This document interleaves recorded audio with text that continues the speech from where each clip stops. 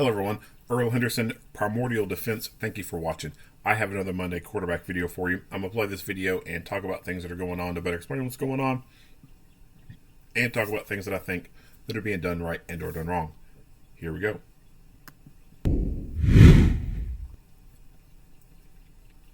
I'm Sheriff T.K. Waters. This is a critical incident community briefing by the Jacksonville Sheriff's Office. Alright, so this is the second video from them where they have started to do actual critical incident briefing type of format. So the best I can recall, all the other videos that they've released on their channel has just been raw body cam footage, like no explanation about what the hell's going on. So props to them for actually taking the initiative to put together an actual briefing video. I like it. Our agency has prepared this briefing consistent with this administration's commitment to openness and transparency to the public that we serve. Now, the Chief of Professional Standards will deliver the currently available information pertaining to this critical incident. I'm Chris Brown, the Chief of Professional Standards for the Jacksonville Sheriff's Office.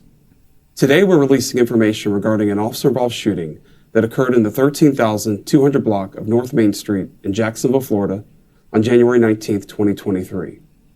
You will see video footage and other currently available information related to the case, all of which will provide you with a better understanding of what happened. When investigating an incident like this, investigators must often interview numerous witnesses, review many hours of video footage, and analyze a significant amount of forensic evidence. These investigations can often take up to a year or more to complete. As such, we're still at the very early stages of this investigation, so our understanding of this incident may change as additional evidence is collected and reviewed.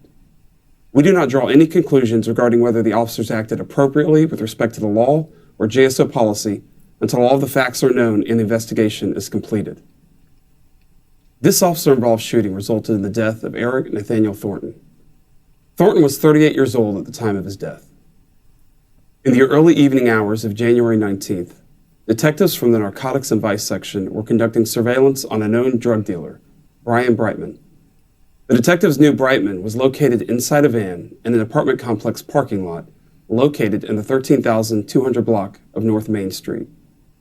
In the driver's seat of that van was the man later identified as Thornton. After observing what appeared to be an illegal drug transaction being committed from the van, detectives used their vehicles to block the van's movement and then attempted to detain the occupants. The detectives were outfitted in tactical uniforms that clearly identified them as police. As they approached the van, Thornton opened the driver's side door and fled on foot. Several of the detectives immediately pursued Thornton to detain him. As they were doing so, they observed that Thornton was armed with a knife in his hand. On the footage you're about to see, the officers gave multiple commands for Thornton to drop his knife. Instead, Thornton continues to flee while still holding the knife in his hand. It is at this point that two detectives fired multiple shots at Thornton, resulting in him falling to the ground. The following footage, which shows that foot pursuit and shooting of Thornton, was captured by devices outfitted on the two officers involved in the incident.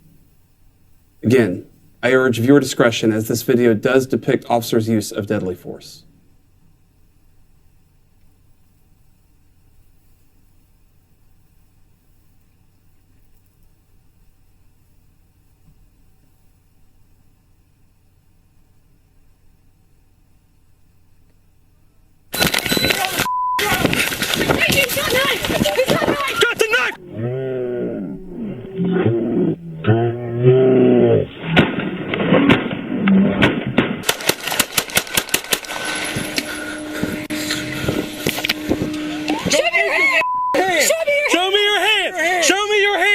Here, you ready? You're good. I got you, cuff. I got you. I got you. Good. Back up.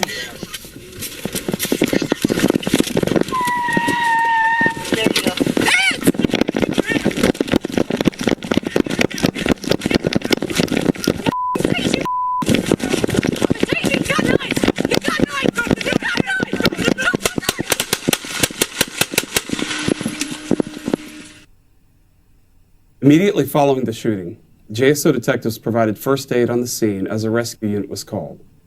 The rescue unit transported Thornton to a local hospital where he was pronounced deceased. Brightman was removed from the back of the van and taken into custody. Detectives also located an 8-year-old child in the front passenger seat of the vehicle. The child was removed without harm and turned over to a family member at the scene. 2 knives and 2 grams of fentanyl were found at the scene. Brightman was charged with the felony offenses of the sale of fentanyl, child abuse, and the unlawful use of a two-way communication device. An independent investigation and review of the actions of the officers will be conducted by the State Attorney's Office. The State Attorney's Office will decide whether all actions taken by the officers were lawful. After the conclusion of the criminal investigation by the State Attorney's Office, the Jacksonville Sheriff's Office will begin an administrative investigation into the officers' actions to determine if they were within agency policy. This begins with the convening of a Response to Resistance Review Board, in which officers are compelled to provide testimony about their actions during the incident. The Response to Resistance Review Board will then decide whether the officers violated any policy during the incident. The determinations made by that board will be submitted to the sheriff for review and a final decision. As stated earlier. Okay. So before I get into the shooting part, the charges that they gave him, of course, the drug trafficking and stuff, the child abuse is very obvious. And then they hit him with this unlawful use of a two-way communication device. That piqued my interest. So I did a search, and Florida, unlawful use of two-way communication device. Any person who uses a two-way communications device, including but not limited to a portable two-way wireless communications device, to facilitate or further the commission of any felony offense, commits a felony of the 3rd degree. Okay. Using his cell phone. Cell phone's a two-way communication device. I like that. That's I don't even know if Kentucky has anything like that, but if Kentucky has anything like that, or if there's a federal law that says that if you are using two-way communication devices for committing felony level charges, then I think that would be a great avenue for the feds to jump in on cases and tag team somebody, hit them up on the state level charges, and then boom, hit them on that federal stuff too. That way, if they end up escaping or getting lesser sentencing or whatever from the state side, the feds are going to come around and fucking stick it to them. But yeah, I like that. Good outside thinking of the box there. Hit them with everything you can. All right, so let's go back into the footage itself. So let's see how this starts off here. Back it up.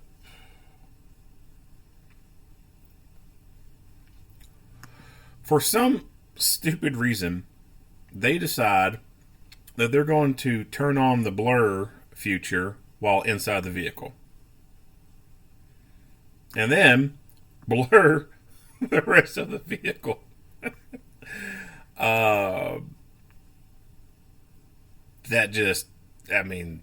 dumb.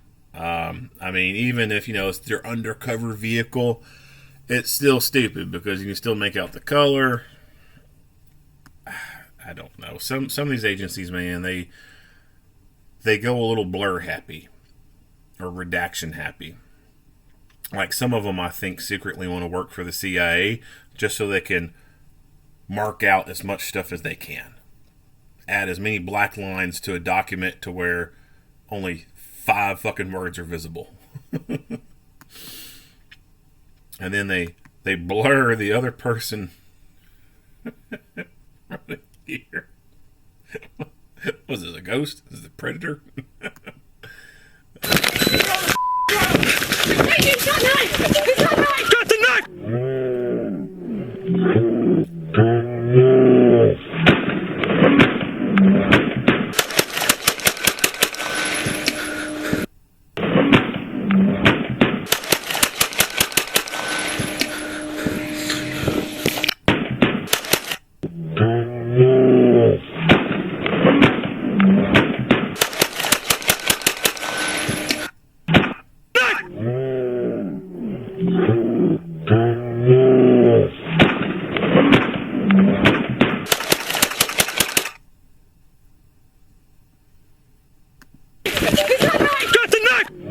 They even blurred out his arm, too, I guess, for his tattoos.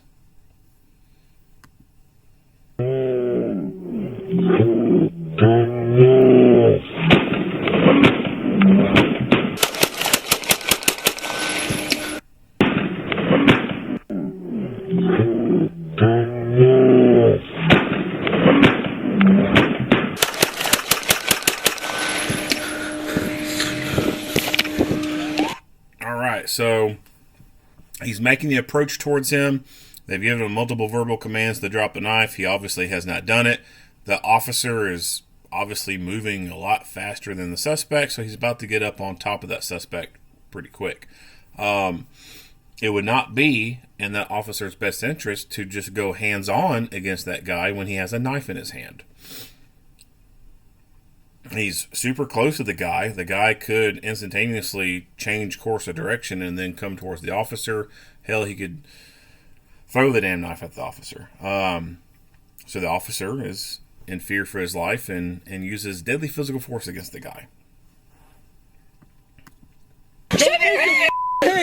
Show me your hands! Show me your hands! Here you go, ready? You're good. I got you, cuff. I got you. I got you. Here comes another predator. Good. Like, why would you blur the legs?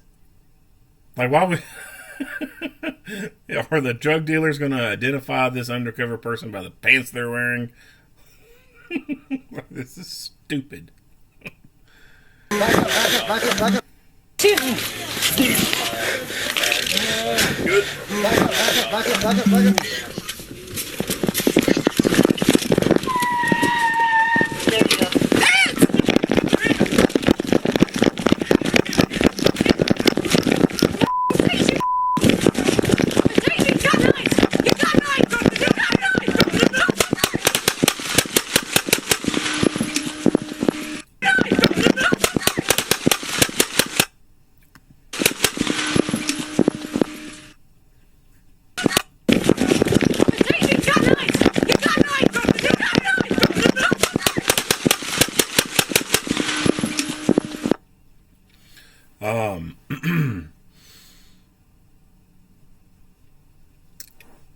It's hard to fully see from her view since they didn't slow it down or they didn't use any stabilizing on the video here.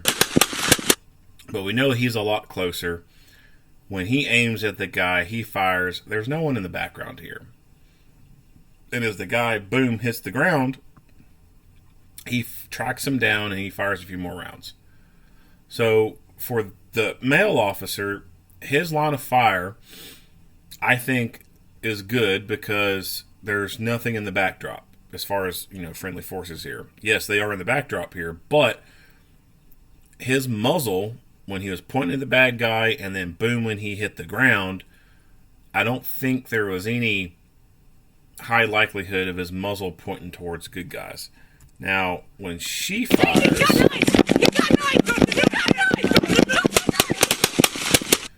she is potentially firing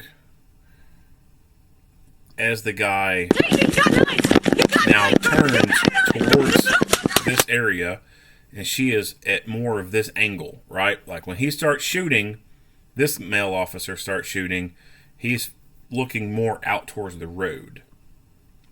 If she's starting to fire from here while he's still in this vertical stance, these other officers are in the background back here. And as we know, historically from gunfights, there are missed rounds in gunfights. How many rounds did she fire? I do not know. Did she hit him with every single round she fired? I don't know. I hope so. But historically speaking, we know that there are a lot of missed rounds in gunfights. So it's possible that she may have missed a couple rounds, and those couple rounds went towards those other officers. Possibly. I don't know for sure.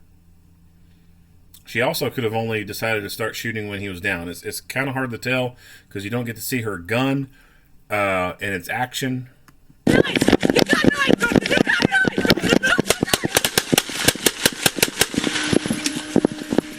and or we don't even know if she fires at all. It could have just been the male officer shooting.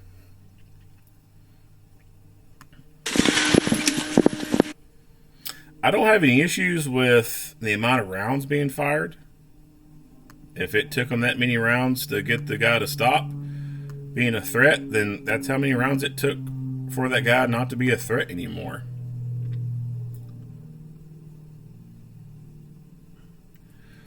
So, they said they found 2 knives. Obviously, I don't think this knife was out during the chase. It looks like it's still folded. Looks like they searched him. It came out of his pocket. So the inclusion of this one, I think, is just pointless because I don't think it was in play at the time.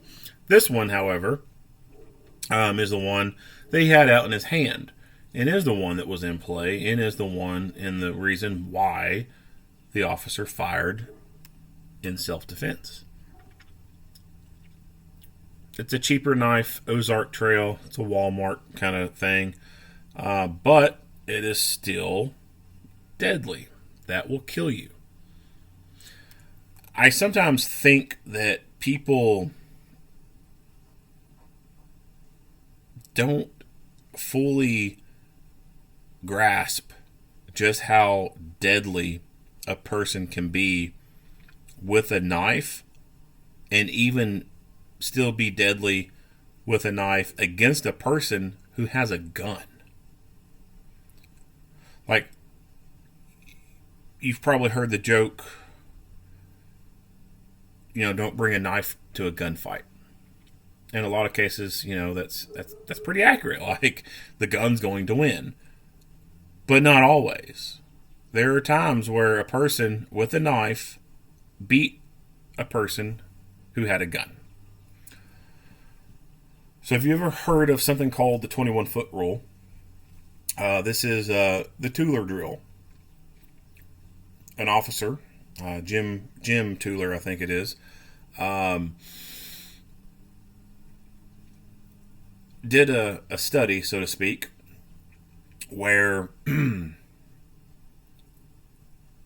he found out that a person with a knife can close the distance of 21 feet and be on top of an officer, stabbing and slashing, before that officer could get the gun out of their holster and put an incapacitating shot on target.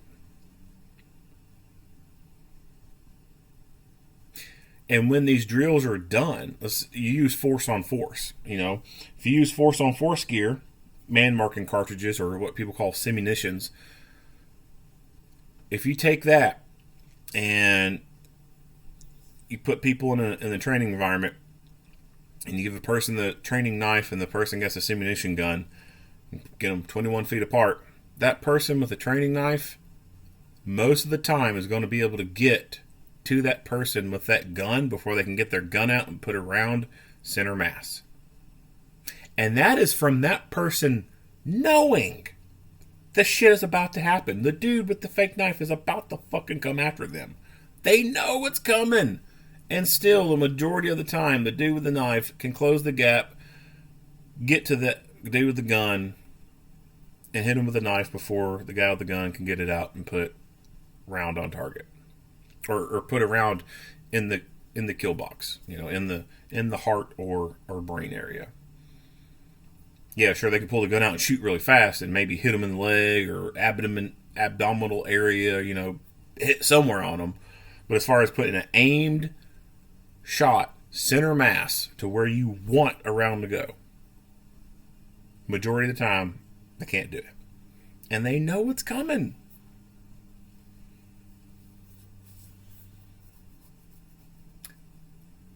But the majority of people, I just think, don't fully fathom that. They can't comprehend it or realize it. And you'll see people in the comment sections, on these news articles saying, "Well, he only had a knife. Why'd they have to shoot him?" Blah, blah, blah, blah, blah. I hate stupid people like that.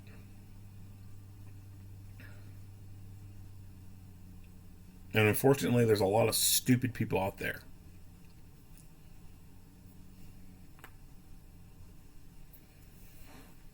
This blade appears to be long enough to be able to pierce through a person's chest, go in between the space of the rib cage, and hit the heart. And if not go fully into the heart, then at least go into the pericardial sac and cause the person to die from pericardial tamponade.